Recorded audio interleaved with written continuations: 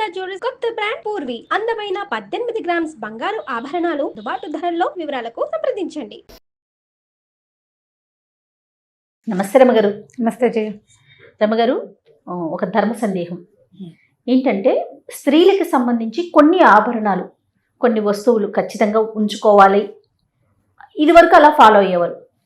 ఎలా అంటే గాజులు కానీ, మట్టెలు కానీ ఇలాంటివి ఖచ్చితంగా స్త్రీకి ఉండాలి. పెళ్ళైన స్త్రీకి అయితే కొన్ని, పెళ్లి కాకముందు అయితే కొన్ని వస్తువులు అనేవి. అయితే కాలానుగుణంగా వస్తున్న మార్పుల్లో భాగంగా మన వృత్తిని బట్టి, మనం ఉండే ప్రదేశాలను బట్టి కొన్ని మార్పులు చేర్పులు చేసుకుంటున్నాం అన్ని విషయాల్లో కూడా. అయితే అలా వేసుకోకపోతే ఏదో జరుగుతుందని, వేసుకుంటే ఇంకొంత మంచి జరగవచ్చు, వేసుకోకపోతే చెడు జరగవచ్చు, ఇలాంటి అపోహలను వింటూ ఉన్నాం. ఇవి ఎంతవరకు కరెక్ట్ అంటారు? ఇవి ఎవరి వాళ్ళవే అభిప్రాయాలు జయ. పురాతన కాలంలో ఇప్పుడు నువ్వు గాజులు తీసుకో. గాజులు అనగానే మనం చూడు, పూర్వకాలపు శిల్పాలు, దేవతా శిల్పాల దగ్గర నుంచి మామూలు యక్షణులు అవి శిల్పాలు, నాగిని, మన రామప్ప గుడిలో నాగిని శిల్పాలు, ఏ శిల్పాన్ని చూసినా ఈ చేతి దగ్గర ఏదో ఒక ఆభరణం ఉన్నట్టు కనపడుతుంది. కంకణాలు, ఒక కంకణం, ఒక వస్తువు ఉండటం. ఇప్పుడు స్త్రీలు అలంకార ప్రియులు, ఏదైనా ఒక వస్తువును అలంకరించుకుంటే వాళ్ళకి సంతోషంగా ఉంటుంది, అందుకని అలంకారాలు అట్లా మొదలైనవి. పూర్వకాలం ఇప్పుడు మనం చెప్పుకునే మట్టి గాజులు లేవు, లోహపు గాజులే వేసుకునేవాళ్ళు. వెండి, బంగారం అలాంటివే వేసుకునేవాళ్ళు. పంచలోహాల గాజులు వేసుకునే విధానం కూడా ఉంది. ఇత్తడి, రాగి కంకణం, ఏదో ఒక కంకణం. ఈ కంకణం చిన్నప్పుడు పెళ్ళి కాకముందు చిన్నతనంలో కూడా కంకణాలు ఏదో ఒక వస్తువు ఉండేది. వివాహం అయ్యాక కొంచెం ఎక్కువ ధరించేవాళ్ళు. ఇక్కడ ప్రధానంగా ఏంటంటే, చాలా ముఖ్యంగా చెప్పుకోవాల్సింది, స్త్రీలకి ఈ చేతి ఈ భాగంలో, మగవాళ్ళకు కూడా ఇక్కడే ఉంటాయి, ఈ మన ఎండోక్రైన్ గ్లాండ్స్, అలాంటి గ్లాండ్స్ అన్నీ ఇక్కడి నుంచి స్టార్ట్ అవుతాయి. అంటే ఆ తాలూకు నరాలు, ఇక్కడున్న నరాల మీద ఒత్తిడి కనుక ఉంటే, ఈ ఒత్తిడి వల్ల పునరుత్పత్తి వ్యవస్థ సరిగ్గా ఉంటుందని ఒక ఏమంటారంటే ఆక్యుప్రెషర్ పాయింట్ ప్రెస్ అవుతుంది. ఆక్యుప్రెషర్ పాయింట్ ప్రెస్ అవుతుంది కాబట్టి ఖచ్చితంగా ఇట్లా ఆభరణం ఉండాలి. స్త్రీ శరీరాల్లో చాలా చోట్ల ఇలాంటి ప్రెషర్ పాయింట్స్ ఉన్నాయి. ఈ కాలి బొటన వేలు పక్కన, రెండు మొదటి వేలు, అంటే బొటన వేలు పక్కన ఉన్న వేలుకి అక్కడ ఒక ఆభరణం పెడతారు. బొటన వేలుకి కూడా ఆభరణం పెట్టుకునే ఇవి కూడా కొన్ని చోట్ల కనిపిస్తాయి. ఈ వేలు మొదల భాగంలో, అంటే కాలివేలు మొదల భాగంలో ఇక్కడ ఉన్న నరాలని కనుక అక్కడ ఒత్తిడి కలిగిస్తే, అక్కడ ఏం చేసేవాళ్ళు, వెండి లేదా బంగారం, మిగిలినవేవి పెట్టకుండా ఎక్కువగా వెండి లేదా బంగారు రాజుల ఇళ్లలోనే కానీ మామూలు వాళ్ళు పెట్టుకునేవాళ్ళు కాదు. వెండి లాంటి ఆభరణాన్ని కనుక అక్కడ నొక్కి ఉంచితే కనుక స్త్రీలకి అదుపు ఉంటుందని భావించేవాళ్ళు. ప్రవర్తన లోపాలు ఉండవని ఇదొక భావన. అంతే. మరి ఆ కాలంలో ఉన్న ఆయుర్వేద వైద్యులు లేకపోతే ఎవరో అట్లా నిర్ధారించి నిశ్చయించారు ఇవి వేసుకోవాలి అని. ఆ వేసుకునే ఆభరణాల్లో పాదాలకి కడియం కూడా, అక్కడున్న పాయింట్స్ కూడా ప్రెస్ అవుతాయి. పాయింట్స్ ప్రెస్ అవ్వటం కోసం కడియాలు, పట్టీలు, కడియము బేసిక్ ఆభరణం, తర్వాత దాని నుంచి పట్టీలు, జాలర్లు, మువ్వలు, అవి ఇవి మోగేవి పెట్టుకోవటాలు, డిజైన్లు పెట్టుకోవటాలు, అవన్నీ తర్వాత డెవలప్ అయినటువంటి అలంకార సాధనాలు.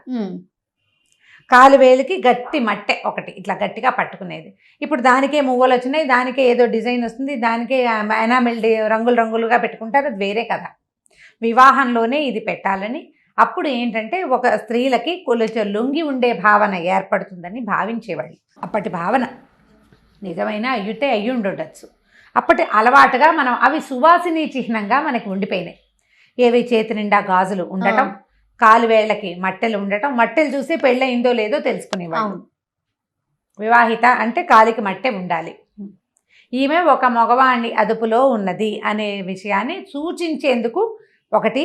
ఆ సూచన వల్ల ఆమెకు నిజంగానే అదుపులో ఉండే ఉద్దేశం కలుగుతుందని కూడా ఒక నమ్మకంతో చేసేవాడు. ఇవి క్రమంగా కాలక్రమాన అట్లా ఇవి ఫిక్స్ అయిపోయినాయి అన్నమాట, ఇది ఇలాగే అని. గాజులు కూడా అంతే. అయితే ఇందులో మట్టి గాజులు వేసుకోవాలంటే పూర్వం వెదురు గాజులు, కానీ అక్కడి నుంచి దంతపు గాజులు, వెదురు గాజులు కూడా, వెదురుతోటి కూడా.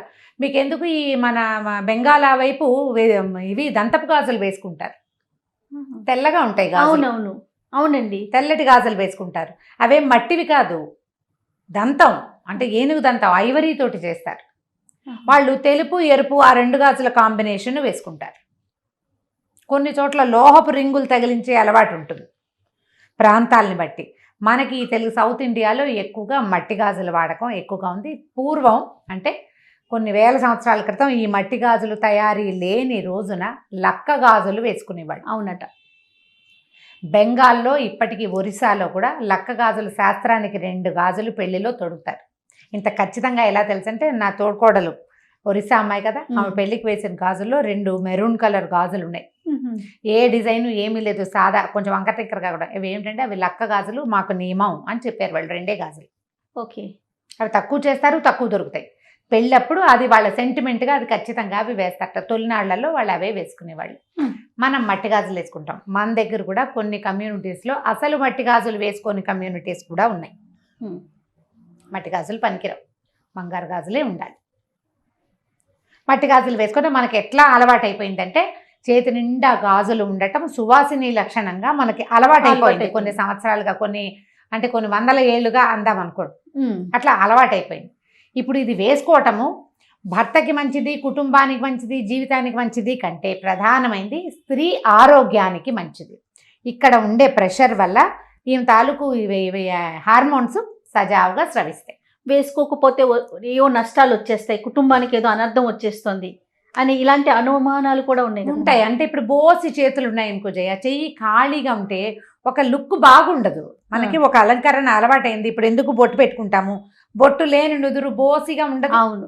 ఇది సువాసిని చిహ్నంగా ఎలా అయిందంటే క్రమంగా భర్తల మరణానంతరం వైధవ్యం ప్రాప్తిస్తే ఈ గాజు తీసేసి ఈమె ఇది లేదు, ఈమెకి భర్త లేడు అనే విషయాన్ని సూచన చేసేవాళ్ళు. బొట్టు గాజులు లేకపోవటం వల్ల ఈ సూచన వల్ల ఏమైందంటే ఈ కనపడకపోతే అదేదో అశుభం అనే భావన మనకి మనసులకి అలవాటైపోయింది. ఇప్పుడు కాలంలో ఎన్ని మార్పులు వచ్చినాయి. అవును, కొన్ని రకాల మార్పులు, కొన్ని వేల రకాల మార్పులు వచ్చినాయి. మళ్ళీ ఈ గాజుల్లో ఒక్కొక్క గాజు ఒక్కొక్క రంగు ఒక్కొక్క దానికి ప్రతీక. ఒక రంగు ఏ రంగు, రంగులకి తల సంకేతం. ఆకుపచ్చ ఒకదానికి, నారింజ ఒకదానికి, తెలుపు ఒకదానికి, నలుపు, ఎరుపు, ఇట్లా ఒక్కొక్కటి ఒక్కొక్క దానికి సంకేతం. అన్ని వర్ణాల గాజులు వేసుకోవాలి అంటే ఇప్పుడు మనకి పద్ధతులు మారిపోయింది, డ్రెస్సింగ్ సెన్స్ మారిపోయింది. మనం పాతకాలంలో లాంటి ఏవి పాటించటం లేదు, ఏవి పాటించాం మనం. అవును, పాటించలేకపోతున్నాం. మన పరిస్థితులు అవి కాదు అమ్మగారు. అప్పుడు ఇంట్లోనే ఉండేవారు కదండి. ఇప్పుడు ఏంటి, ఇప్పుడు ఆ పరిస్థితి కాదు కదా. ఇంకా రెండోది ఏంటంటే ఈ గాజులు ఏంటంటే ఈ మట్టి గాజులు పగులుతాయి సులువుగా. అవును కదా. ఈ చేతి నిండా వేసి ఇవి పగలకుండా పనిచేయాలి అంటే జాగ్రత్తగా సంబంధ బాంధవ్యాలు కూడా చిట్లకుండా చూసుకోండి అని చెప్పడానికి సిగ్నిఫికెన్స్గా ఎక్కువ గాజులు పిల్లలకి వేసేవాళ్ళు. నిదానంగా పనిచేయటం, హేస్టీగా చేసేయకుండా స్థిమితంగా ఉంటుంది. చేతి గాజులు పగిలిపోయి చిట్లిపోయేంత విసురున పని చేయకూడదనమాట. గాజు చిట్లితే అశుభమని, అది చిట్లేలాగా పగిలేలాగా ప్రవర్తించకూడదని ఆడపిల్లలకి నెమ్మదిని నేర్పటం కోసం కూడా గాజులు తొడిగించేవాళ్ళు. ఓ డజన్ గాజులు గుత్తంగా కదులుతాయి. ఏదైనా పనిచేసి స్పీడ్గా ఏదైనా ఎత్తి చేసి ఇలా కొట్టి చేసి పగులుతాయి. పగిలితే అశుభం, భర్తకి మంచిదిగా. మనని భయపెట్టకపోతే మనం వినం కదా జయ. అవునండి, భయపెడితే వింటాం మనం. అది అశుభం, భర్తలకి మంచిది కాదు, 5వ తనం తగ్గిపోతుంది. అంచేత ఇవి వాడాలని చెప్పేవాళ్ళు. అట్లా అలవాటై మన పతివ్రత కథల్లో విని ఇవి లేకపోతే ఏదో కొంప మునిగిపోతుందనే భావనలోకి మనం వచ్చేసాం. మీ ప్రవర్తన నిదానమైనదైతే మీకు గాజులు అవసరం లేదు. గాజులు వేసుకుంటే నిదానంగా ప్రవర్తించాలి. రోజు తీసి వేసి కాకుండా ఇప్పుడు నువ్వు ఓ చీర కట్టుకున్నావు, దీనికి మ్యాచింగ్ కుదరదు, అప్పుడు ఎలా అనిపిస్తుంది? ఆ గాజులను కూడా ఎంతసేపు తీసుకుని వేసుకుంటే పగిలిపోతాయి. అవి మట్టివైతే పగిలిపోతాయి. పగిలితే నీకు అశుభం, జరగకూడదు. ఆ భావన వచ్చేస్తూ ఉంటుంది. భయపడుతూ ఉంటాం. భయం పడితే ఎట్లా? భయపడ్డానికి కాదు, నీకు ఒకటి నేర్పించటానికి పెట్టారు ఇది. నువ్వు అది నేర్చుకుంటే సరిపోతుంది. భయపడాల్సిన పని ఏమీ లేదు. కాకపోతే ఈ కాలానికి అనుగుణంగా కొంతమంది వేసుకోగలుగుతారు, కొంతమంది వేసుకోలేరు. ఇప్పుడు ఇది 5వ తనం తగ్గుతుంది, భర్తలకి అపాయం వాటిల్లుతుంది అని మీరు నమ్మేటట్టయితే మీరు ప్రధానంగా ఏం చేయాలి? వైవాహిక బంధాన్ని గౌరవించాలి, భర్తని గౌరవించాలి, ఆయన అభిప్రాయాలకు ఒక విలువ ఇవ్వాలి. నువ్వు ఆయనతోటి నీ బాంధవ్యాన్ని కాపాడుకో, గాజుని కాపాడుకున్నట్టుగా ఆయనతో బాంధవ్యాన్ని కాపాడుకోవాలి. దానికి నువ్వు గాజులే వేసుకోకర్లా, నీ బుద్ధి నిలకడగా ఉంటే సరిపోతుంది.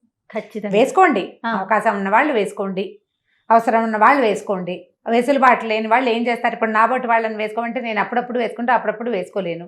ఎవరికి చేతులకు ఎలర్జీలు ఉంటాయి, గాజుల మధ్యలో పట్టే చెమట చాలా ఇబ్బంది పెడుతుంది నన్ను. అవును అవును. అప్పుడప్పుడు వేసుకుంటాను. ఇప్పుడు ఛానల్స్ లో కూడా కొంతమంది మస్ట్ అండ్ షుడ్ అంటారు గాజులు. అంటే కొన్ని కొన్ని కార్యక్రమాలు చేసేటప్పుడు ఖచ్చితంగా వేసుకోవాలి ఉండాలి. ఒక నియమం అంటే ఉంటుంది ఇప్పుడు ఆ రమగారు. నియమానికి ఏంటంటే మనకు ముందు నుంచి అలవాటైపోయి ఉంది అవును, కాబట్టి మీరు ఏదైనా పూజా పునస్కారం చేసుకునేటప్పుడు, దైవ కార్యాలు చేసేటప్పుడు, పీటల మీద కూర్చునేటప్పుడు, దేవాలయానికి వెళ్ళేటప్పుడు, వివాహాది శుభకార్యాలు అటెండ్ చేసేటప్పుడు అప్పుడు తప్పకుండా గాజులు వేసుకోండి. పెద్దవాళ్ళకి అది సంతోషాన్ని కలిగిస్తుంది. ప్రధానంగా చేతికి గాజులు ఉంటే అందంగా కనపడుతుంది, శోభాయమానంగా ఉంటుంది చూడడానికి. కొన్ని కొన్ని ప్రొఫెషన్స్ లో అసలు కుదరకపోవచ్చు, డాక్టర్స్ తీసుకోవచ్చు. అవును. లేకుంటే ఇప్పుడు మాకు లాగా ఆన్ స్క్రీన్ వర్క్ చేసేవాళ్ళు సౌండ్స్ వస్తూ ఉంటాయి అవును, చేసేటప్పుడు, కెమెరా లాగేస్తుంది కదా, ఆ సౌండ్ తీసేసి మైక్ లాగేస్తూ ఉంటుంది. సో వీళ్ళు వేసుకోవట్లేదు, వాళ్ళు వేసుకోవట్లేదు, మీరు ఎందుకు వేసుకోవట్లేదు, మీరు ఎలా మాట్లాడతారు అనే క్వశ్చన్స్ రేజ్ అయినప్పుడు ఆన్సర్ చెప్పలేకపోతాం. అదే అంతే అంటే కదా రమ్మగారు? అంటే ఇప్పుడు ఇలాంటివి చెప్పకూడదు అంటే ఎలా కుదురుతుంది? అది మీరు ఇది చేయట్లేదు కాబట్టి మీరు ఇది చెప్పకూడదు అంటే అసలు అది నియమమే కాదు. మనం పెట్టుకుంది ఆ నియమం ఎందుకు పెట్టుకున్నాము మనకు ఆ నియమం ఏర్పరచబడింది ఎందుకు? నీ బుద్ధికి కుదురు, నిదానం, తాపీగా నువ్వు పనిచేయటం కోసం ఏర్పరిచారు. ఆరోగ్యంగా ఉండటం కోసం. గాజులు గుత్తంగా ఉంటే ఎక్కువగా అనారోగ్య సమస్యలు, స్త్రీ తాలూకు ఆరోగ్యం అంటే హార్మోన్స్కి సంబంధించిన వ్యవస్థ సరిగా ఉంటుందని ఆ కాలపు నమ్మిక. అప్పుడు నమ్మేవారు. ఆయుర్వేద వైద్యులు కూడా కొంతమంది ఆక్యుపంచర్ ప్రెషర్ పాయింట్స్ చెప్పే వాళ్ళు కూడా ఇక్కడ ఉంటాయి క్లయింట్స్, ఇక్కడ ప్రెషర్ చేయిస్తారు. అది పాయింట్, అది నిజం. దానికి సరిపడా ఇన్ని గాజులు తీయకుండా వేసుకోగలిగే పరిస్థితులు అసలు మనకి లేవు ఇప్పుడు. ఇప్పుడు కొంచెం లేవు, మన పద్ధతులు మారిపోయినాయి కదా. తర్వాత గర్భిణీ స్త్రీలకు కూడా మనం శ్రీమంతం చేసేటప్పుడు గాజులు వేస్తాం, ఆ సౌండ్ లోపల ఉన్న బేబీ కూడా వింటుంది అనేది అంటూ ఉంటారు. వినడానికి కాదు జయ, వినడమే కాదు, అది ప్రధానమైనది ఏంటంటే ఈ గాజులు వేసేసరికల్లా ఇదంతా టైట్ గా ఫుల్ గా వేస్తారు. దానివల్ల ఇంకా నువ్వు నిదానంగా నడవాలి, తాపీగా నడవాలి, గాజుల్ని కాపాడుకోవాలి, నిదానంగా నడవాలి. ఒకటి. రెండోది ఏంటంటే ఇవి ఇక్కడ ప్రెషర్ ఉండేసరికల్లా డెలివరీలో ఇబ్బంది సంబంధాలు రాకుండా సవ్యంగా అవడం కోసం ఇవి వేసేవాళ్ళు. దానికి ఇలా పెట్టారు, లోపల బేబీ వింటుంది, బేబీ కూడా వింటుంది. ఇప్పుడు ఒక గాజుల చేత్తో వడ్డన అలాంటి మాటలు ఉన్నాయా జయ? ఒక భోజనం చేస్తున్నాం, తలకాయ ఎత్తేసరికి ఒక పచ్చగా చేయదనుకో గోరింటాకుండి, దాని నిండా గాజులు ఉంటే ఒక సంతోషంగా ఉంటుంది. అవును, ఆహ్లాదభరితమైన ఒక లుక్, ఒక సంతోషం కలుగుతుంది. గాజుల చేత్తో వడ్డనంటే ఇంట్లో ఒక ఆడమనిషి ఆమె కుదురుగా వంట చేయటం, కుదురుగా పని చేయటం, అవన్నీ కూడా ఏంటంటే ఇంటికి ఒక ఆహ్లాదభరితమైన వాతావరణాన్ని చేకూరుస్తాయి. ఇది పాతకాలపు నమ్మిక, ఇప్పుడు కూడా అది ఉంది, నిజం ఆ మాట. కాకపోతే మన పరిస్థితులు అనుకూలించాలి కదా. కానీ నాకు మీరు చెప్పే కొన్ని ధర్మ సందేహాల్లో రమ్మగారు చాలా ఎక్కువగా ఇష్టపడతాను. ఎందుకంటే ఈ పద్ధతి ఉంది మనకి, కానీ మీ వీలుని బట్టి చేసుకోండి, ఖచ్చితంగా ఫాలో అవ్వండి అనే మాట మీరు ఎప్పుడు చెప్పరు. ఇప్పుడు ఫాలో అవ్వండి అని నేను చెప్తాను జయ, ఫాలో అవ్వండి అని నేను చెప్తాను. ముందు నేను ఫాలో అవ్వాలా? నాకే వెసులుబాటు తక్కువ ఉన్నప్పుడు నేను ఎట్లా చెప్పగలను ఆ మాట? చాలా విషయాలు మీరు ఏది తీసుకోండి, మీతో మాట్లాడి నాకు కుదరకపోవచ్చు, అప్పుడు ఎలా మాట్లాడుకోగలుగుతాం? ఇది ఒకటని కాదు, ఏ విషయమైనా సరే ఇది చేయాలి. పాత రోజుల్లో ఇలా చేసేవాళ్ళు, అప్పటి పద్ధతి అది. మనం అప్పటికి ఇప్పటికీ మీరు ఒకసారి అందరూ ఆలోచించండి, ఎంత హస్తి మశకాంతరం తేడా వచ్చింది అప్పటికి ఇప్పటికి. అసలు మన అమ్మలాగానే మనం బిహేవ్ చేస్తున్నామా ఇప్పుడు?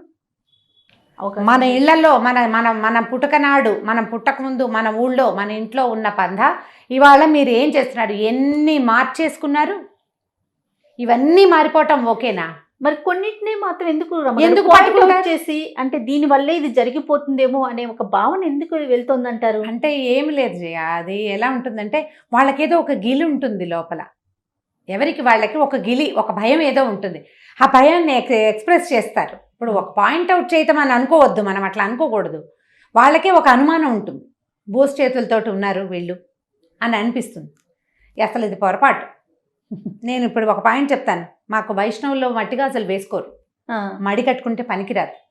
చూడండి, మట్టిగాజులు లేవు, నల్ల పూసలు మట్టిగాజులు ఉండవు మా పెళ్లిళ్లలో. కొన్ని కమ్యూనిటీస్లో ఖచ్చితంగా మట్టి గాజులే వేస్తాము, నల్ల పూసలు కడతారు.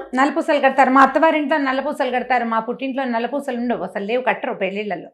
వైష్ణవ వివాహాల్లో గమనించండి. అంటే ఇప్పుడు ఏం చేస్తున్నారు, ఇప్పుడు పిల్లలు ఇప్పుడు లేటెస్ట్గా ఫ్యాషన్కి అందరూ పెళ్లిళ్లలో చక్కగా కలర్ఫుల్గా చీరకు మ్యాచింగ్ గాజులు వేసుకుంటున్నారు, కానీ నల్లపూసలు మాత్రం కట్టరు. ఎందుకంటే అది వేడుక కాదు, నల్లపూసలు వేడుక సౌందర్యానికి కాదు కదా, అది ఖచ్చితంగా యజ్ఞంలో ఒక భాగం. అది కొన్ని కొన్ని కమ్యూనిటీస్ ఉండదు. కొన్ని కొన్ని రూల్స్ ప్రకారం వెళ్తూ ఉంటారు. కాబట్టి అస్సలు దాని మీద సిద్ధాంతమే లేదమ్మా. మీ వెసులుబాటు, మీ వీలు, మీరు ఉంచుకోగలిగి చక్కగా చేతుల నిండా గాజులు ఉంచుకుని ముచ్చటగా కనపడతాము అంటే లక్షణంగా కనపడండి. అవకాశం లేని వాళ్ళని వాళ్ళ అవకాశం లేని తనానికి అయ్యో అనుకుని వదిలిపెట్టేసేయాలి. లేకపోతే ఏం చేస్తావు? ఇప్పుడు ఎయిర్ హోస్టెస్ అవుతుంది నీ కూతురు రేపొద్దున, నువ్వు జడేసుకో, పువ్వులు పెట్టుకో, చేతి నిండా గాజులు వేసుకుంటే వాళ్ళు రానిస్తారా? అసలు మనకు అవకాశం లేదు. కార్పొరేట్ ఆఫీసుల్లో గాజులు, పట్టీలు, గాజులు వేసుకుని వెళ్ళగలరా? వెళ్ళలేకపోతారు. మనం అప్పుడు ఏం చేయాలి? ఇంట్లో ఉన్నప్పుడు వేసుకోమా, పూజ చేసుకునేటప్పుడు వేసుకో గాజులు అని చెప్తే సరిపోతుంది. ఆఫీసులకి మనం పువ్వులు పెట్టుకొని వెళ్తేనే ఏమిటో అదేదో, ఉంటుంది. వేరే రకంగా అనిపించేసే రోజుల్లో ఉన్నాం మనం. అదే అది కాబట్టి మనం వీటి ఆలోచించద్దు దీని మీద ఎక్కువగా, అనవసరం వీటికి ఆలోచన. ఆ, అసలు మనకు మానవ సంబంధాలే సరిగ్గా లేవు, మనం వాటి కోసం తంటాలు పడాలి. ఆరోగ్యాలు సరిగ్గా లేవు, పరిస్థితులు బాగుండలేదు. ఎందుకు వచ్చింది ఈ పాతకాలపు విషయాల మీద డిస్కషన్? ఎందుకు అసలు? ఇది ఒక ధర్మ సందేహంగా ఎందుకు అడగాలి? అక్కర్లేదు. మరి అయినా కూడా అవకాశం ఉంటే వేసుకోమనే అంటున్నాం కదా. అదే ఇప్పుడు నేను చెప్తున్నాగా, పూజ చేసేటప్పుడు వేసుకోండి, పూజకు వేసుకోండి, వివాహ శుభకార్యాలకు వెళ్ళినప్పుడు వేసుకోండి. చక్కగా మంచి పట్టు చీర కట్టుకుని, తల నిండా పూలు పెట్టుకుని, చేతి నిండా గాజులు, అలంకారంతో శోభాయమానంగా కనిపిస్తారు. చక్కగా అమ్మవారి ప్రతిమల్లే కనపడతారు. సంతోషపెట్టండి భర్తల్ని అట్లా ప్రవర్తనలతోటి. తప్పకుండా రమ్మ గారు. నమస్తే అండి. నమస్తే జయ.